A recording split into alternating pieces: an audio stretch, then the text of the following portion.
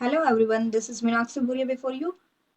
देखिए, अगर आप मुझसे साइंस या बायोलॉजी पढ़ना चाहते हैं, टेलीग्राम पे मेरा चैनल है capital MINAXI capital EDU Meenakshi edu. और आप टेलीग्राम, इंस्टा, ट्विटर, फेसबुक पे भी फॉलो कर सकते हैं मीनाक्षी एडू पॉइंट। और टेलीग्राम पे तो आपको PDF भी अवेलेबल होती है।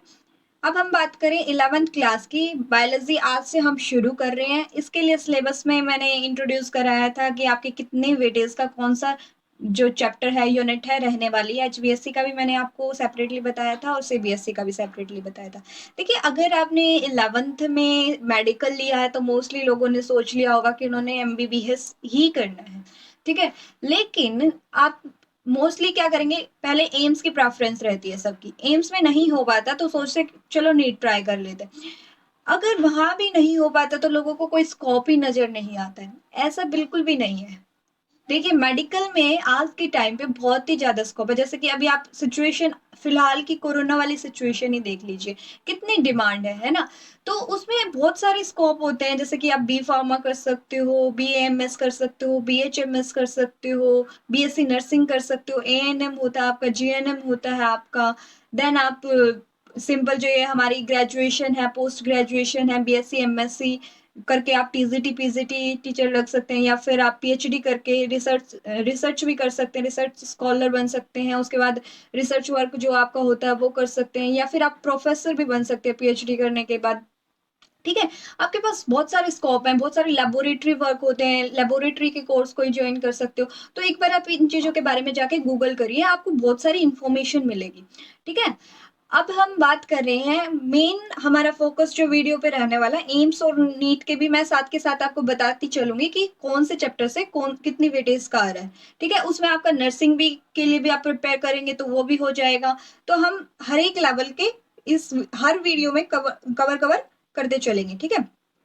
आज मैं बात कर रहे हैं लिविंग वर्ल्ड की। इससे पहले मैं आपको एक चीज बता देती हूँ। जैसे कि आपका एम्स है, एम्स की बात कर ले, AIIMS। इसमें क्या होता है, आपका 200 मार्क्स का पेपर आता है। 200 मार्क्स का, जस्ट अ मिनट।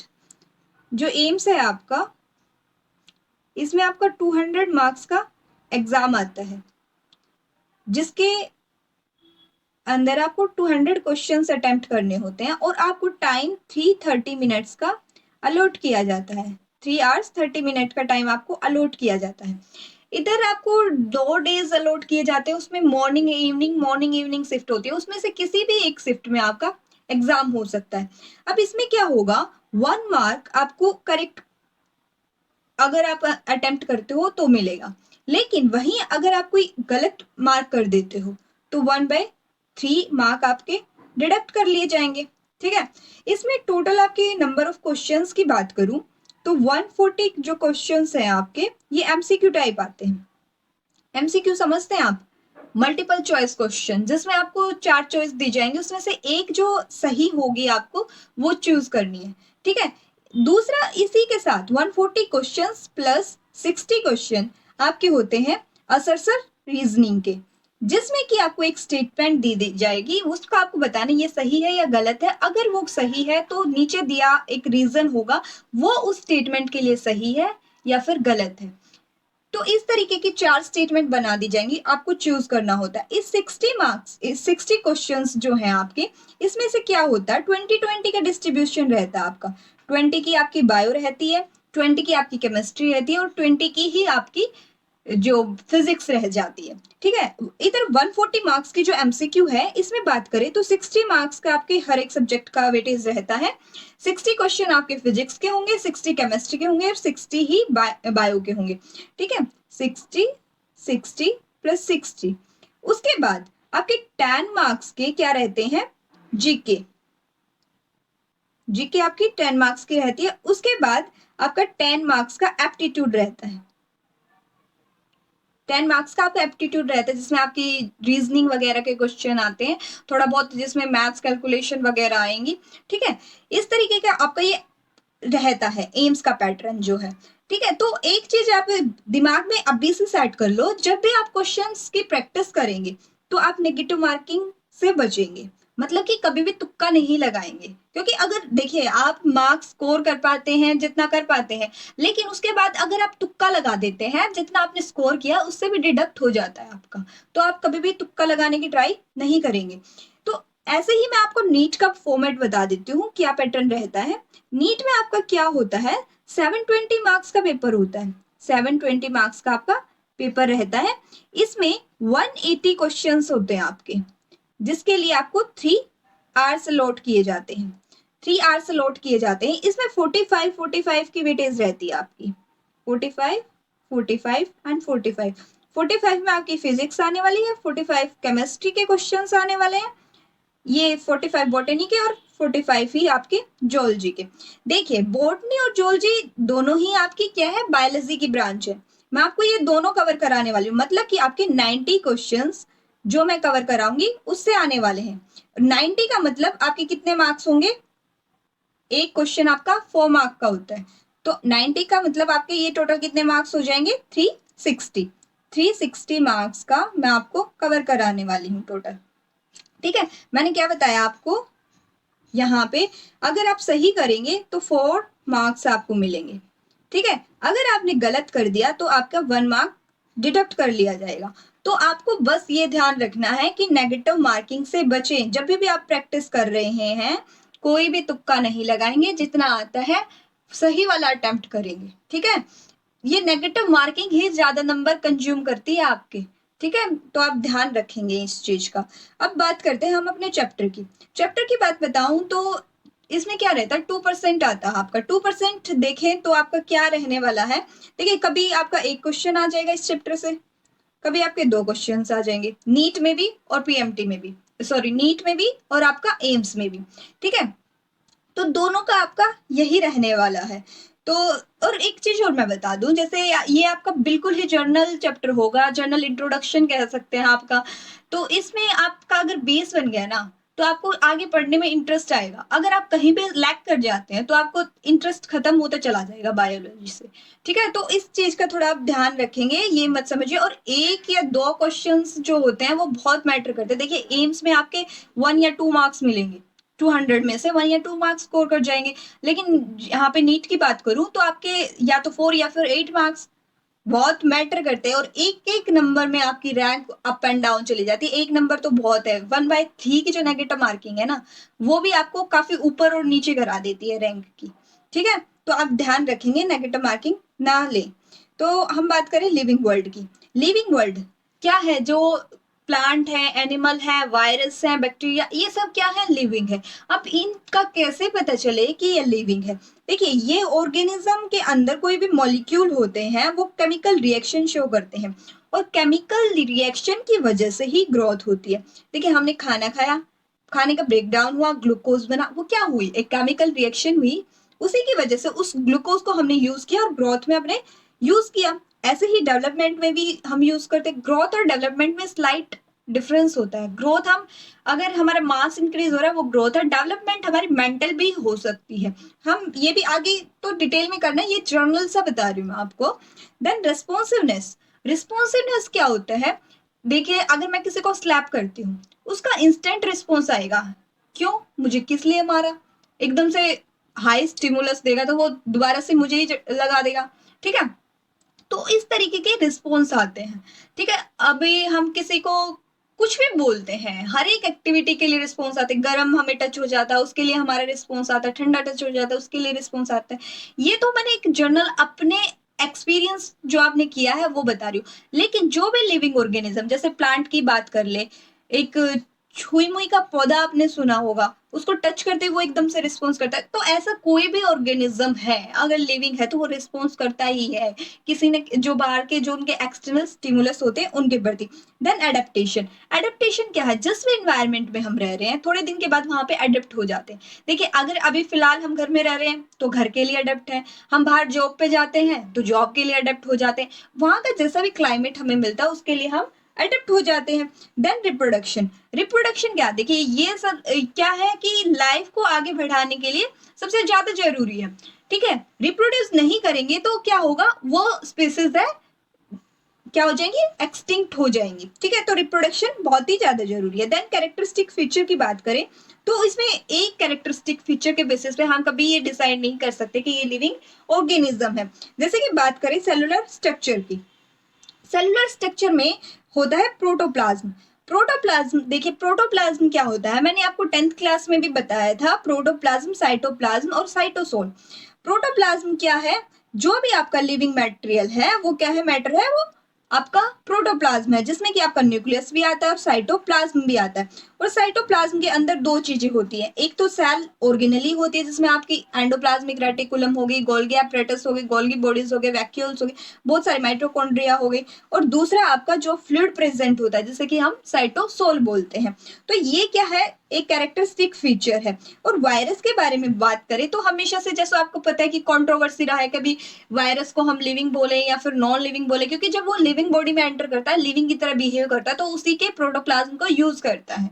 लेकिन जब वो बाहर है, आउटसाइड द बॉडी है लिविंग ऑर्गेनिज्म की, तो उसके अंदर कोई अपना प्रोटोप्लाज्म नहीं होता।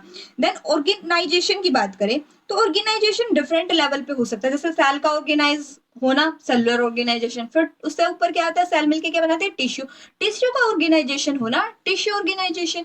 देन ऑर्गन, ऑर्गन लेवल पे ऑर्गेनाइजेशन आ गया, देन ऑर्गन सिस्टम लेवल पे ऑर्गेनाइजेशन आ गया। तो मतलब डिफरेंट लेवल पे ऑर्गेनाइजेशन हो सकते हैं। देन एनर्जी की बात करें, एनर्जी क्या है, देखिए एनर्जी इनटेक हो रही है या फिर हम रिलीज कर रहे हैं, दोनों ही चीजें इक्वली इंपॉर्टेंट है।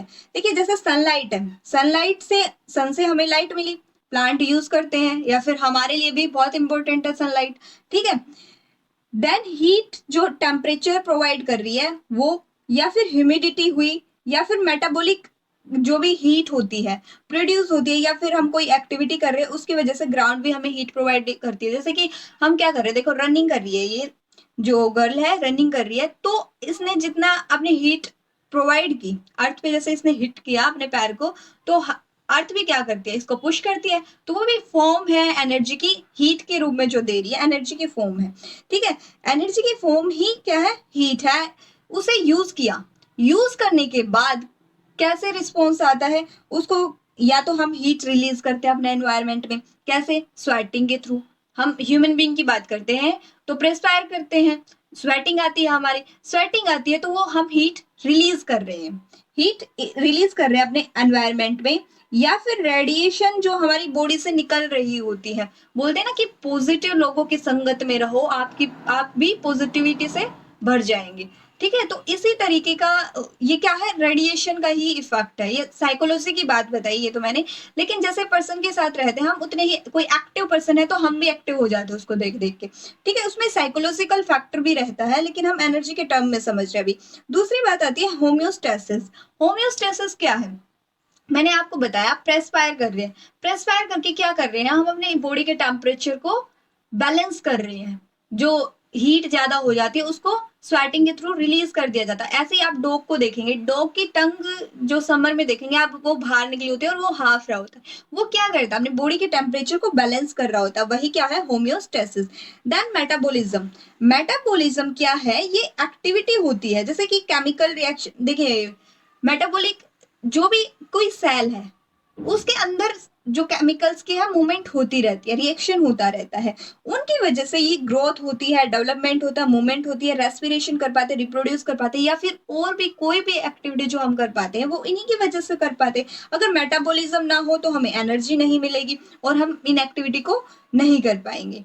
तो ये बहुत इंपॉर्टेंट है। अब मेटाबॉलिज्म दो तरीके का हो सकता है, या तो वो एनाबॉलिज्म हो या फिर कैटाबॉलिज्म हो।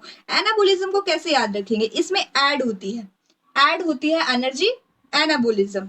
ठीक है, कैटाबॉलिज्म में क्या होती है, एनर्जी कट जाती है, कट जाती है मतलब देखो ये इसके साथ इधर देख रहे हैं आप, एनर्जी यूज की गई और ये ऐड हो गए सारे। ठीक है, यहाँ पे ये ऐड थे, इसने ब्रेक डाउन मतलब कट कर दिया और एनर्जी रिलीज हुई और ये मॉलिक्यूल आपस में अलग अलग हो गए। ठीक है, अब क्या हुआ, ये सिंपल मॉलिक्यूल थे, पहले पहले क्या थे, ये सिंपल मॉलिक्यूल थे इधर, अब ये कॉम्प्लेक्स बन गए, इकट्ठे हो गए कॉम्प्लेक्स बन गए। ठीक है, अगर इधर की बात करें, ये कॉम्प्लेक्स थे पहले, अब ये अलग अलग हो गए, मतलब सिंपलर वन में कन्वर्ट हो गए कैटाबॉलिज्म में। देन बात करें एनर्जी की, तो एनर्जी यहाँ पे जो स्टोर थी वो यूज की जाती है, स्टोर कर ली जाती है, ठीक है। क्योंकि देखिए ये एनर्जी इधर यूज होके इन्होंने जो कॉम्प्लेक्स बनाया उसमें स्टोर हो गई ना वो एनर्जी, कहीं तो गई। Energy neither be created nor be destroyed, ठीक है। एनर्जी को हम बस कन्वर्ट कर सकते हैं वन फॉर्म से अनदर फॉर्म में। यहाँ पे ये फ्री थी, ये यहाँ पे कंबाइन करके मतलब स्टोर हो गई हमारी एनर्जी। देखिए एक बात होती है काइनेटिक एनर्जी की और पोटेंशियल एनर्जी की। देखिए एक फैन का एग्जांपल बताती हूँ। फैन अगर ऑफ है तो वो अपनी पोटेंशियल एनर्जी की स्टेट है, उसकी क्या है, एनर्जी की स्टेट पोटेंशियल है। लेकिन अगर वो चल रहा है तो काइनेटिक है।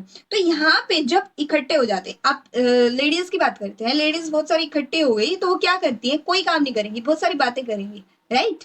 तो बातें करेंगी तो वो अपनी एक्टिविटी स्लो कर देती है, कम कर देती है, मतलब कि अपनी पोटेंशियल स्टेट में आ जाती है। रुकी हुई चीज को हम क्या बोल रहे हैं, पोटेंशियल, कि पोटेंशियल में आ जाती है। काइनेटिक एनर्जी किसमें चेंज हो जाती है, पोटेंशियल में। ऐसा ही इधर रिवर्स है। कैटाबोलिज्म की बात करें तो इधर एनर्जी रिलीज हो गई। एनर्जी रिलीज कब होगी, जब हम काम करेंगे। काम करेंगे तो मतलब हम काइनेटिक एनर्जी होगी हमारी वो, ठीक है। पोटेंशियल से चेंज हो गया काइनेटिक में, राइट, याद रहेगा आपको। देन बात करें रिक्वायरमेंट की, ये ग्रोथ के लिए रिक्वायर्ड होती है। देखिए ग्रोथ होती है हमारी, वो किसकी वजह से होती है, एनाबोलिज्म की वजह से होती है। जितनी एनाबोलिक एक्टिविटी हमारी ज्यादा होंगी तो वो क्या होगी, हमारी ग्रोथ के लिए रिस्पॉन्सिबल होगी। जो हमारी सेल है वो ब्रेक डाउन हो जाती है, उसको मेंटेन करना पड़ता है, तो वो किस वजह से हो पाता है, एनाबोलिज्म की वजह से हो पाता है। ये स्टोर भी कर दिया एनर्जी, जैसा कि बताया मैंने अभी। तो इसका रिवर्स इधर आपका कैटाबोलिज्म में है। देन बात करें डाइवर्जेंट रिएक्शन है ये। डाइवर्जेंट से क्या मतलब है, डाइवर्जेंट से मतलब है जैसे कि एक जो एनर्जी की फॉर्म थी, जैसे डाइवर्जेंट को हम बता सकते हैं कि ये है एक सेंटर था, इधर से बहुत सारी रिएक्शन कर सकता है, ये बहुत सारी रिएक्शन कर सकता है, ठीक है। एक रिएक्शन, दो रिएक्शन, तीन रिएक्शन, चार रिएक्शन। तो ऐसी कोई भी एक्टिविटी है वो क्या होगी आपकी, डाइवर्जेंट। देन इसका अपोजिट होता है कन्वर्जेंट। अगर बहुत सारी एक्टिविटी आके एक जगह मर्ज हो जा रही है वो होती है आपकी कन्वर्जेंट। तो इस तरीके की रिएक्शन क्या है, कन्वर्जेंट। कैटाबोलिज्म वाली कन्वर्जेंट, कैटाबोलिज्म कन्वर्जेंट, और इसमें कटिंग हो जाती है, कॉम्प्लेक्स से कट होके स्मॉल पार्टिकल्स में बन जाता है। इधर डाइवर्जेंट होता है, एनाबोलिज्म में ऐड होता है, और डाइवर्जेंट रिएक्शन होता है। एग्जाम्पल की बात करें तो ये फोटोसिंथेसिस की जो प्रोसेस होती है वो किसका एग्जाम्पल है, एनाबोलिज्म का। और रेस्पिरेशन में क्या होता है आपका, कैटाबोलिज्म। देखिए क्योंकि एनर्जी यहाँ पे रिलीज हो रही है और यहाँ पे एनर्जी एब्जॉर्ब हो रही है, इसके बेसिस पे, ठीक है। अब हम आगे बात करते हैं ग्रोथ की। लिविंग ऑर्गेनिज्म है तो ग्रोथ शो करेगा, पक्का शो करेगा। हम ऐसा तो है नहीं जितने हमारा बर्थ होता है उस टाइम जितने होते हैं हम उतने ही रहते हैं, नहीं। प्लांट की बात करें, इसने सनलाइट यूज की, पहले इसका साइज ये था, अब ग्रो करके ये साइज हो गया, राइट। इसमें देखिए मैंने क्या बताया, एडिशन होता है सेल का एनाबोलिज्म। जब एनाबोलिज्म ज्यादा होगा और कैटाबोलिज्म कम होगा तो क्या होगी, ग्रोथ होगी। अभी हमने पीछे डिफरेंस किया तब भी पढ़ा। इधर एक बात आती है कि सेल डिवीजन। देखिए ये सेल थी हमारी, ये डिवाइड करती है, ठीक है, डिवाइड करके दो में कन्वर्ट हो जाती है। तो सेल डिवीजन ग्रोथ के लिए रिस्पॉन्सिबल है। देन सेल एनलार्जमेंट, ये दो तो बन गई। अब ऐसा तो है नहीं वही साइज रहेगा, धीरे धीरे ग्रो भी तो होगा, एनलार्ज हो जाएगा इसका साइज। तो वो क्या है, ये भी एक कैरेक्टर हो गया ग्रोथ के लिए। देन सिक्रीशन होता है एपोप्लाज्मिक सब्सटेंस का। एपोप्लाज्मिक सब्सटेंस क्या है, अब ये नॉन लिविंग मटेरियल होते हैं जो कि सेल के अंदर प्रेजेंट होते हैं, जैसे कि सेल वॉल हो गया, प्लांट की सेल वॉल होती है ना, वो नॉन लिविंग होती है, आपको पता है। देन फाइबर जो कनेक्टिव टिश्यू होते हैं हमारे, मैट्रिक्स होगी बोन की या फिर कार्टिलेज होगी, ये क्या है, नॉन लिविंग मैटर होते हैं। देन एक और बात बता दूं आपको, जैसे कि एक स्टोन रखा हुआ, उसे हम क्लीन नहीं कर रहे रेगुलर, वहां पे आगे डस्ट जमती रहती है, जमती रहती है, जमती रहती है, और एक दिन वो स्टोन थोड़ा बड़ा हो जाता है, ठीक है। तो ग्रोथ तो उसकी भी हो गई। तो ऐसी ग्रोथ को क्या बोलते हैं, एकर्सन। ऐसी ग्रोथ को एकर्सन बोलेंगे। लेकिन अगर जो लिविंग की बात करें, लिविंग में जब ग्रोथ होती है उसे बोलते हैं इंटरसेप्शन, ठीक है। ये डिफरेंस होता है दोनों की ग्रोथ में। तो लिविंग ऑर्गेनिज्म वाली में ये ग्रोथ होगी। देन हम आगे बात करते हैं कॉन्सियसनेस की। देखिए लिविंग है तो वो कॉन्सियस होगा, कॉन्सियस होगा तो रिस्पॉन्स भी करेगा। जैसे कि हम प्लांट की ही बात कर ले, यहाँ पे फोटोलाइट आ रही थी, फोटोलाइट आ रही थी तो फोटोट्रोपिज्म, प्लांट फोटो जहां पे लाइट उसे मिल रही है उधर की तरफ ग्रोथ करना शुरू कर देता है। देन जियोट्रोपिज्म, जो अर्थ होती है वो ग्रेविटी की वजह से रूट को क्या है, ग्रोथ शो करती है अपनी तरफ। देन थिग्मोट्रोपिज्म, जो छुई मुई का पौधा होता है उसे टच करते तो वो रिस्पॉन्स शो करता, क्यों? क्योंकि वो कॉन्शियस था। देन आपकी बात करें हाइड्रोट्रोपिज्म, हाइड्रोट्रोपिज्म भी क्या है? जहां पे वाटर होगा उधर की तरफ रूट ग्रो कर जाती है। तो ये कॉन्शियस थे, इन कॉन्शियस थे तभी तो इनको पता चला कि हमें उधर की तरफ जाना है। तो वही है। अगर ह्यूमन की भी बात करें, हम कॉन्शियस होंगे तो छोटी सी एक्टिविटी होगी उसके प्रति भी हम रिस्पॉन्स करने लग जाते हैं। देन बात करें हीलिंग और रिपेयरिंग की। चोट लगी, ये नी है, नी पे चोट लगी। अब चोट लगने के बाद क्या होता है, वो धीरे धीरे अपने आप रिकवर करने लग जाता है। रिकवर करने लग जाता मतलब कि रिपेयर होने लग जाता है। उसकी जो सेल है, डैमेज सेल है, उसको रिप्लेस कर देती है न्यू सेल। क्योंकि देखिए हमारी जितनी लाइफ स्पैन है उससे बहुत ही ज्यादा कम हमारी जो सेल है उनकी लाइफ स्पैन है। क्योंकि डेली बेसिस पे हमारी बॉडी में बहुत ज्यादा सेल ब्रेक डाउन होती रहती है और उतनी ही न्यू फॉर्म होती रहती है। तो हीलिंग और रिपेयरिंग जो है एक कैरेक्टरिस्टिक फीचर है मेटाबॉल इसका, लिविंग ऑर्गेनिज्म का। देन बात करें डिस्पोजल ऑफ वेस्ट की। देखिए लिविंग ऑर्गेनिज्म होगा तो वो वेस्ट का डिस्पोजल करेगा। जैसे हम अपना ही केस ले ले, हम स्वेटिंग करते हैं, ये डिस्पोजल कर रहे हैं ना हम वेस्ट का। या फिर यूरिनेशन हो गया हमारा, फेकल मटेरियल हो गया, तो ये क्या है, ये एक्सक्रीशन जो किया जाता है किसी भी तरीके से डिस्पोज किया जाता है वेस्ट का, ये लिविंग ऑर्गेनिज्म की क्या है, कैरेक्टरिस्टिक फीचर है। Then moment and locomotion. Moment क्या होता है, देखिए अगर प्लांट की बात करें तो वो मोमेंट शो कर रहा है क्योंकि वो वहीं पे खड़ा खड़ा जहां पे वो उधर लगा हुआ है वहीं पे अपने लीव्स की ब्रांचेस की मूवमेंट कर रहा है।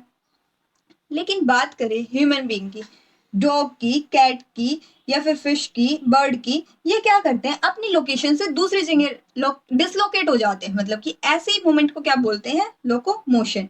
ठीक है। अब वेरिएशन, वेरिएशन देखिए वेरिएशन अगर हम ह्यूमन की बात करें, ह्यूमन में आपको कितनी वेरिएशन देखने को मिलती है। अगर दो सिबलिंग्स हैं तो वो भी सिमिलर नहीं होते, है ना, ऐसे ही होता है ना। और ऐसे ही हर ऑर्गेनिज्म में होता है, उनमें डिसिमिलैरिटी मिलती है किसी ना किसी बेसिस पे। अब जेनेटिक मटेरियल तक अगर वो डिसिमिलैरिटी जेनेटिक मटेरियल की वजह से हो रही है तो उसे क्या बोलते हैं, आगे ट्रांसफर हो जाती है, वो आगे ट्रांसफर हो जाती है तो एडिप्ट, उसे बोलेंगे एडेप्टेशन। देखिए जो इनहेरिटेड, इनहेरिटेड का मतलब क्या है, जो पेरेंट से ऑफस्प्रिंग में चली जाती है और यूजफुल होती है ऑर्गेनिज्म के सर्वाइवल के लिए, ऐसी जो चेंज हुआ उसे क्या बोलेंगे, एडेप्टेशन। अब इस चेंज की वजह से वो रिप्रोडक्टिवली उनको कोई फायदा होता है कि वो अच्छे से सर्वाइव कर पाते हैं, उनके ऑफस्प्रिंग अच्छे से सर्वाइव कर पाते हैं, वो हम कंसिडर कर लेते हैं कि ये एक एडेप्टेशन है। देन बात करते हैं रिप्रोडक्शन की। देखिए प्री एग्जिस्टिंग सेल से ही ऑर्गेनिज्म रिप्रोड्यूस करता है। देखिए हमारे पेरेंट हैं तभी तो हम हैं, अगर पेरेंट ही नहीं होते तो हम होते नहीं होते। मतलब कि प्री एग्जिस्टिंग सेल से ही न्यू ऑर्गेनिज्म बनता है। इसमें सेक्सुअल रिप्रोडक्शन, एसेक्सुअल रिप्रोडक्शन दोनों आ जाते हैं। अब एसेक्सुअल रिप्रोडक्शन जैसे कि बर्डिंग हो गया और भी बहुत सारे होते हैं। बल्ब्स, जो अनियन होती है, अनियन के बल्ब होते हैं, आई पोटैटो की आई होती है उससे बनाया जाता है। तो इस तरीके की जो होती है एसेक्सुअल रिप्रोडक्शन होता है। बाय दूसरा होता है सेक्सुअल, जिसमें कि दो पेरेंट इन्वॉल्व होते हैं। एसेक्सुअल में वन पेरेंट इन्वॉल्व होता है। ये आपको डिटेल में जानने के लिए 12th के जो फर्स्ट चैप्टर है आपको उधर मिलेगा। ठीक है। अब बात करें लाइफ स्पैन की। आपने सुना होगा जो भी ऑर्गेनिज्म अर्थ पे आया उसे जाना तो है ही, मतलब कि वो अपना लाइफ स्पैन कंप्लीट करके चला जाएगा। तो इसमें भी बहुत सारे स्टेप होते हैं, जैसे कि बर्थ लेता है, यंग वन ने बर्थ लिया, धीरे धीरे ग्रोथ की, ग्रोथ करके वो मैच्योर हो जाता है, मैच्योर हो जाता है, मैच्योर होने के बाद धीरे धीरे वो क्या हो जाता है, एजिंग होने लग जाती है, एज्ड होने लग जाते हैं। तो सेनेसेंस बोलते हैं उसे।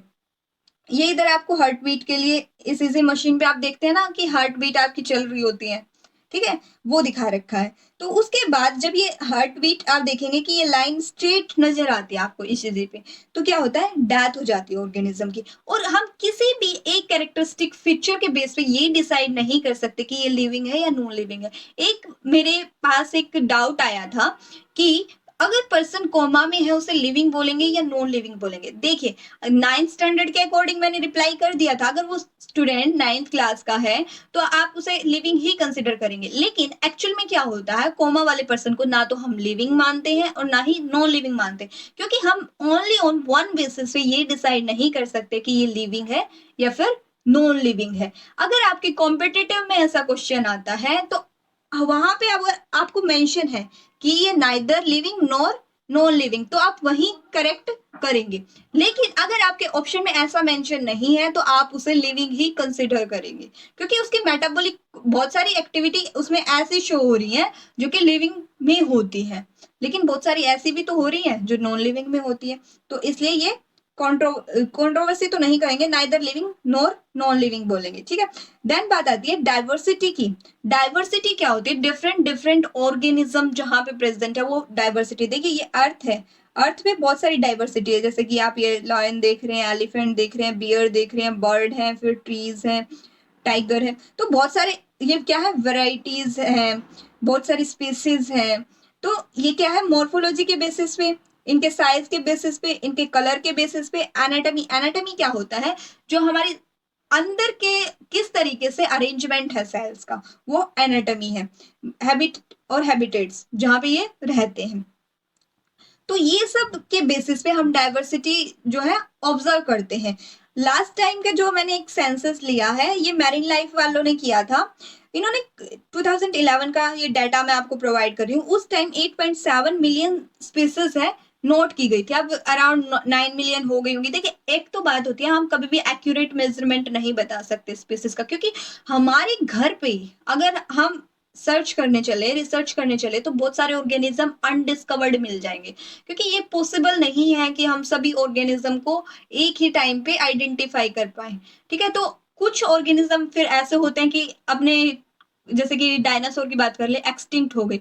ऐसी बहुत सारी स्पीसीज होती हैं कि 4-5 स्पीसीज जो होती हैं पर ईयर आपको एक्सटिंक्ट होती मिल जाएंगी, ठीक है। ये एक नॉर्मल रेशियो होती है, ठीक है। इससे ज्यादा हो रही है तो हम उसे, फिर हम उसके लिए फोकस्ड हो जाते हैं कि कोई प्रॉब्लम है, ठीक है। लेकिन बहुत सारी जैसे माइक्रो लेवल पे स्पीसीज है, हमें पता ही नहीं होता कि ऐसी भी कोई स्पीसीज है। आधी तो ऐसी होती है अनडिस्कवर्ड रह जाती है और उन वो एक्सटिंक्ट भी हो जाती है।